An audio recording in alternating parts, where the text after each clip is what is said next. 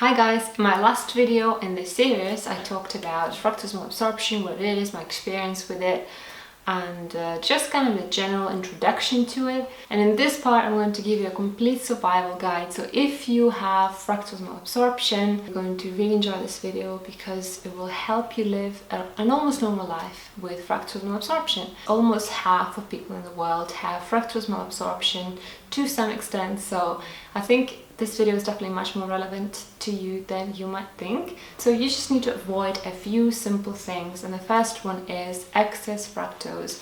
So you really need to be aware of the fructose and glucose ratio in foods and be careful with any foods that have more fructose than glucose. You also need to be careful with eating too much any kind of fructose in general. So even if a food is safe for you, for example banana has equal amounts of glucose and fructose, if you eat crazy amounts of it, it's still going to cause you trouble, so be mindful of your food consumption. Next food you have to be really careful with is fructans, and fructans are in things like wheat, barley, rye, spelt, onion, garlic and so on, because they are converted to fructose in the body, so it's more or less the same thing really. And the final category of foods that you need to avoid is, not really avoid, but just to be mindful of and not to eat too many, is legumes, so things like beans, lentils, chickpeas, anything like that. Just be mindful and eat small amounts, perhaps up to half a cup. So now that we got out of the way all of these things that you need to be careful with,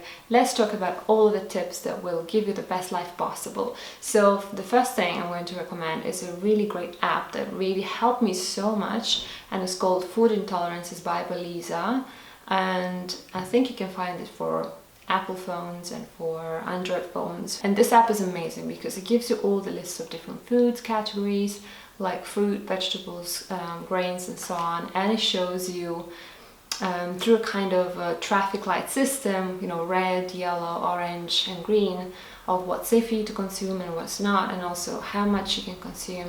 So it's a really useful app. So we talked about what you can't eat, but it can get quite depressing, so let's talk about what you can eat. So talking about fruit, there are certain safe fruits that you can eat, obviously in normal amounts, you know, don't overdo anything. Moderation is always the key, but talking about safe fruits, there will be things like bananas, like raspberries, strawberries, blueberries, gooseberries, any kind of berries, but of course don't overdo them.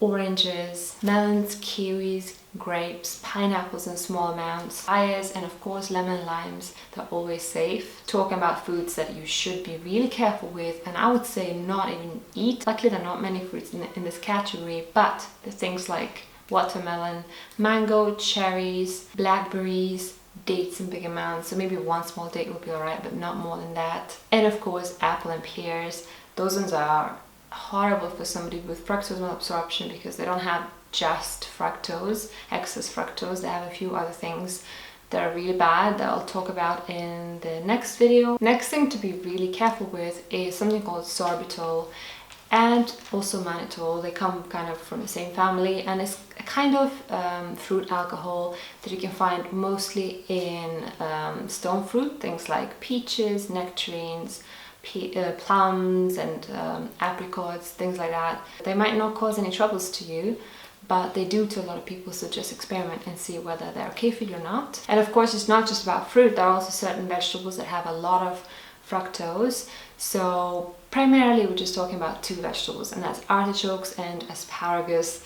You probably would have already noticed that they do cause you lots of gas in your belly, and that's why, because they're really high in excess fructose. Next, let's talk about something called fructans, and fructans are primarily found in some grains, gluten containing grains like wheat, spelt, a little bit less in rye and barley, and then also in things like onion and garlic. Those two are actually very bad for somebody with fructose malabsorption, although different people tolerate different amounts. Sourdough bread made with spelt or wheat is actually safe for you because the natural sourdough fermentation process breaks down those fructans so they don't cause any troubles anymore. So yay for homemade sourdough bread. I actually made a video about it a couple of years ago before my gluten-free journey, so if you want to watch it and learn how to make your own sourdough bread, then I'll put a link somewhere up here. But sourdough bread is amazing. Of course, if you eat incredible amounts of sourdough bread, even that is going to cause you troubles. But according to the app, a couple of slices of sourdough bread is perfectly fine for you and shouldn't cause any troubles. Next, let's talk about finding your limits. So everybody's limits are different. That's why it's really important to experiment and find what your limits are. So for example, garlic and onion, for me personally, I can tolerate around a quarter of an onion, a medium onion. So let's say if I cook a dish for 4 people and I put 1 onion in it, then I'm perfectly fine. In the same way, I can also tolerate 1 clove of garlic as long as it's cooked. Raw garlic kills me every time. But then for some people, even 1 slice of garlic or even a tiny slice of onion can kill them. So it's different from everybody. That's why you have to experiment and find your own limits. In general, based on the theory and the science, people with fructose malabsorption generally can tolerate up to 0.30 grams of excess fructose compared to glucose. But again, it's slightly different from everybody. Some might not even be able to tolerate that, some might be able to tolerate more.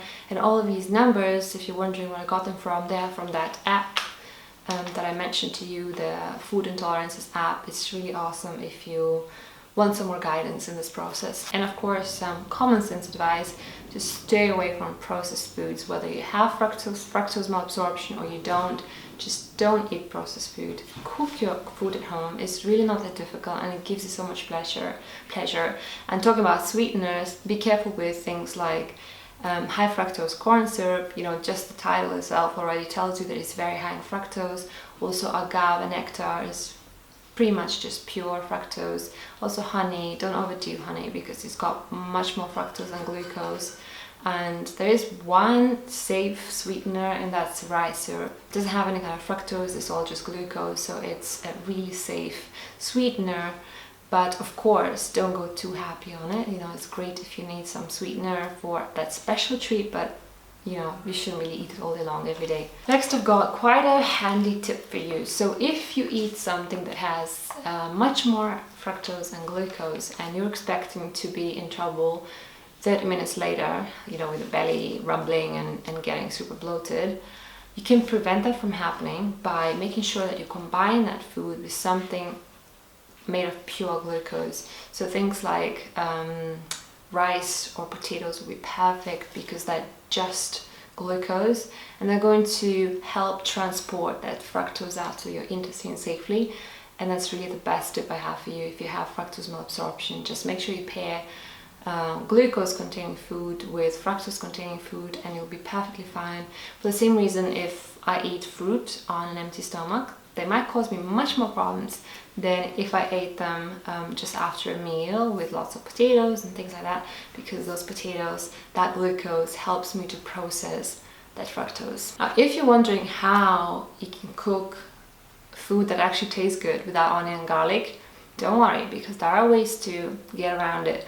So of course the bulb, the actual white part of onions and spring onions and leeks and things like that are bad for you because they are full of fructans. But you can always use the green part, so you can use the spring onions, you know, the green part. You can use the green part of leeks. You can also use chives. Another trick I have is just slicing a couple of cloves of garlic in really big slices and just sauteing them on some olive oil and then discarding them.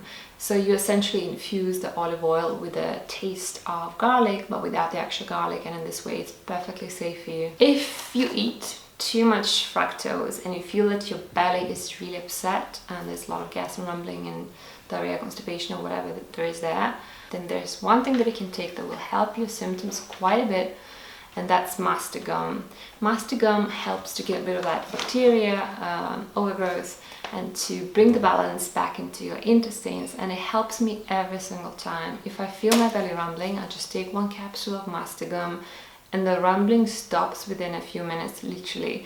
And then if it still kind of continues at a lower level, I just keep taking it for the next 3-4 days, and it helps me so much. It brings me back to normal. So master gum is definitely a must supplement. Also, you might think that you'll have to be super strict all your life if you have fructose malabsorption. In reality, it's not like that. If you're naughty and you eat a lot of foods with fructose and your belly goes into a strike, then of course you will struggle to eat anything with fructose at all. Your body will just not want to accept it. But luckily, if you're really strict for 2 or 3 weeks, then your transporters that are able to take that fructose and safely transport it out to your body, out of your intestines, those transporters get depleted when you eat way too much fructose. But if you give your body a rest for 2 or 3 weeks by being really strict with your diet, those transporters are going to be replenished and your body will be able to tolerate much more fructose again, and essentially your tolerance level will be much higher. So don't worry, you don't have to be strict forever. It's just for a while to reset your system, and then things are going to be much better and you'll be able to find your own limits. And one final tip I have for you, and it's quite an important thing to mention, is probiotics and fermented foods. So as you know, they're superfoods and they're so good for everybody, but not somebody with fructose malabsorption who's going through a kind of active upset of the stomach.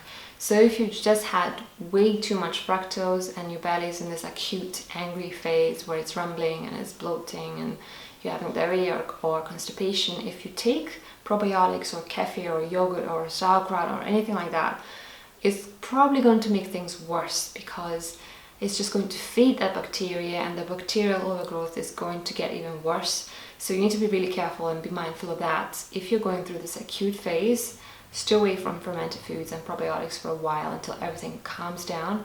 And then once it does come down, provided that you don't eat any more of excess fructose and your belly stays calm, then you can restart your probiotics and fermented foods and things will be good again. But if you are in that acute phase, just be careful with probiotics. So I guess that's all I wanted to share in this part of the series. I really hope that you learn more about living with fructose malabsorption and that your path to a better life is much clearer now. I really hope that you found this video helpful. In the next part of this series, I'm going to be talking about something called low FODMAPs, and it's a great diet that helps you reset the system and raise your limits, which is what I talked about in this video as well. So I really hope that you will keep watching my videos and you will watch the next one in the series. I think I've got 2 more in the series coming very, very soon. So thanks for watching and I'll see you in my next one. Bye.